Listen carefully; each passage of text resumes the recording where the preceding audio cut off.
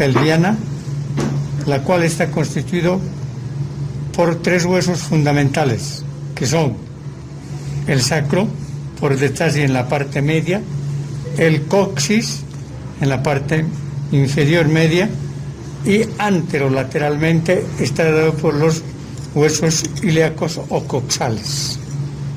En conjunto, articulándose, constituyen lo que se llama la cavidad pelviana. Esta cavidad pelviana, como veremos posteriormente, se divide en una pelvis mayor y una pelvis verdadera, pelvis menor. Primero, de acuerdo a las invariables, vamos a estudiar hueso por hueso. Entonces, primero vamos a estudiar el hueso ilíaco.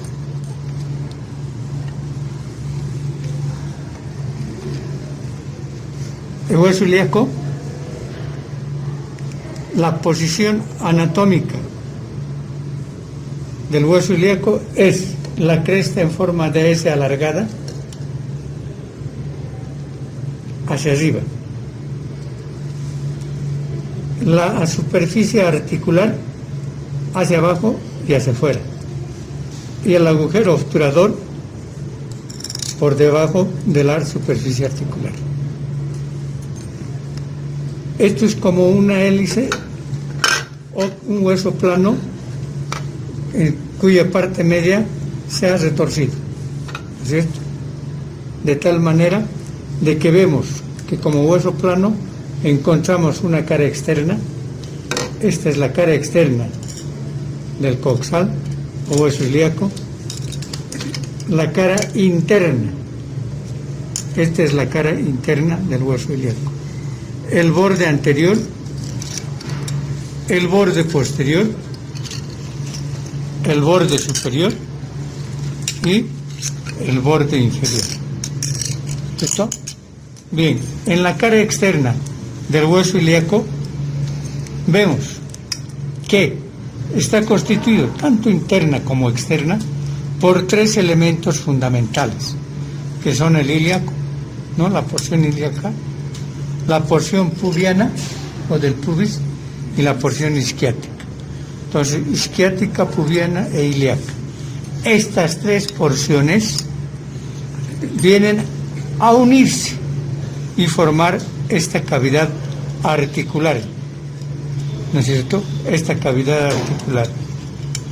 De tal manera que como tiene 3 porciones, 1, 2 y 3, presenta escotaduras a nivel de sus uniones. Entonces, del ilium y el pubis está la escotadura. Del ilium y el isquio está la escotadura. La más pronunciada, la isquiopubiana, que es esta. Esta articulación acetabular o cotiloidea, que lo llaman, corresponde a la cabeza del fémur y presenta una porción periférica en forma de una C invertida, ¿cierto? Y una porción central, que es esta, que corresponde al ligamento redondo de la articulación coxofemoral. Por encima de esta articulación de la cavidad acetabular o cotiloidea, que se lo llama, encontramos la fosa ilíaca externa. Esta es la fosa ilíaca externa. En esta fosa lo que nos llama la atención es que hay 2 líneas, o 3 inclusive, las líneas curvas, oblicuas, ¿no? Las llamadas glúteas. A esta llama inferior, anterior y posterior, que vienen desde esta escotadura ciática mayor hasta la cresta ilíaca, de tal manera que dividen esta fosa ilíaca en 3, una anterior para el glúteo menor, una media para el glúteo mediano y una posterior para el glúteo mayor, que es el mayor y que envuelve a todos los glúteos, cubre a todos los glúteos. Eso es lo que caracteriza la cara externa. Ahora, esta línea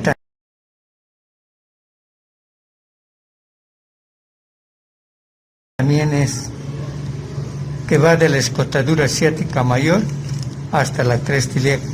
Debajo de esta línea encontramos este canal supracotiloideo que sirve para la inserción del tendón reflejo del recto anterior del abdomen. Debajo y por delante de esta superficie articular cotiloidea encontramos el pubis. Esto es pubis, pudor. Esto es el pubis, donde encontramos una porción horizontal y una porción cuadrilátera y descendente del pubis. Por detrás de esto encontramos la rama ascendente, esta, y la rama descendente del isquion y la tuberosidad isquiática. Esta es la tuberosidad isquiática, donde asienta todo el peso del organismo, ¿cierto? Tuberosidad isquiática. Bien, entonces tenemos la porción pubiana, isquiática, ilíaca. En la cara interna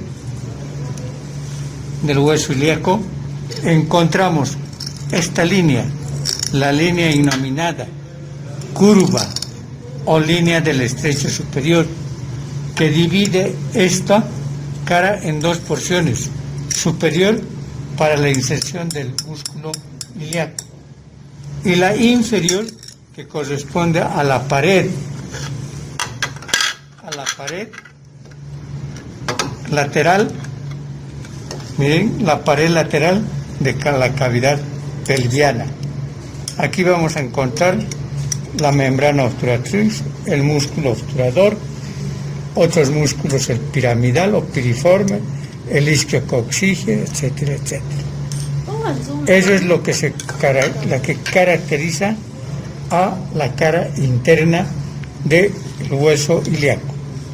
Repito, la línea esta semicircular o línea del estrecho superior, la línea del estrecho superior divide en dos porciones, una superior y otra inferior, ¿cierto? Este es el estrecho superior.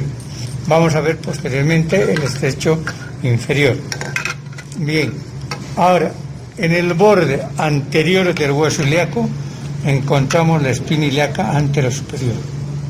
Debajo, frente a eso, la espina ilíaca anteroinferior, la escotadura innominada, una eminencia, la eminencia iliopectínea, la cresta pectínea y la sínfisis.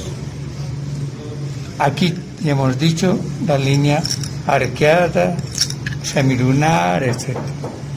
En el borde posterior encontramos la espina ilíaca posterior superior, posterior inferior, la escotadura, una honda, grande, una escotadura muy profunda, se llama la escotadura ciática mayor. Por debajo de la escotadura ciática mayor, la espina ciática. Esta es la espina ciática. Aquí. Por debajo de la espina ciática, la escotadura ciática menor, por donde pasa el músculo obturador. ¿Listo? Y más abajo ya la tuberosidad isquiática. El borde superior, en forma de una S alargada, tiene labio externo, labio medio y labio interno, donde se van a insertar oblicuo menor, oblicuo mayor, mayor, menor y transverso. ¿Cierto? Ya.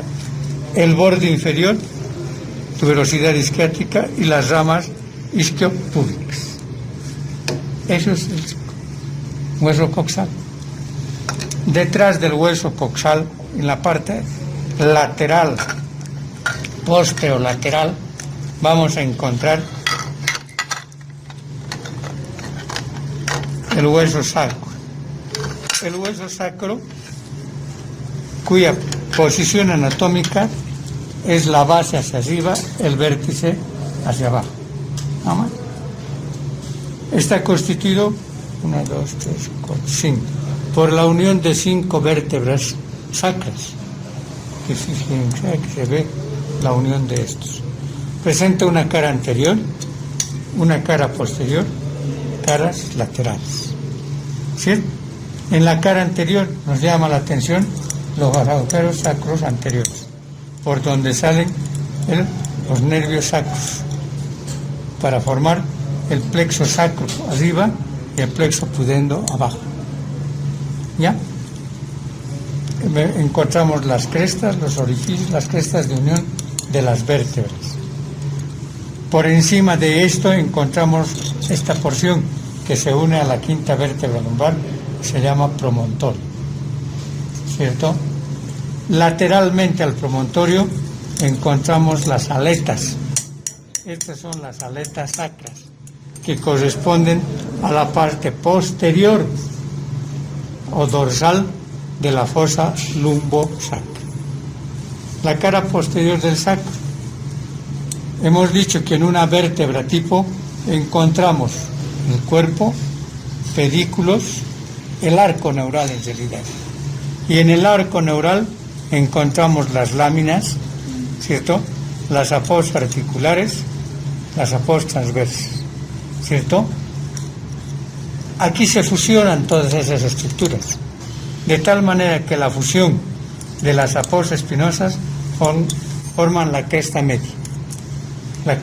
del sacro, y que por abajo se bifurca para formar el hiato sacral, el hiato del sacro, que sirve para la anestesia de la región perineal.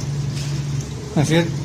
Ahora, lateralmente a la cresta media encontramos esto, el canal lateral del sacro, que es la unión de las láminas. Por fuera de esto, la unión de estas superficies articulares, de las tubérculos postero-internos.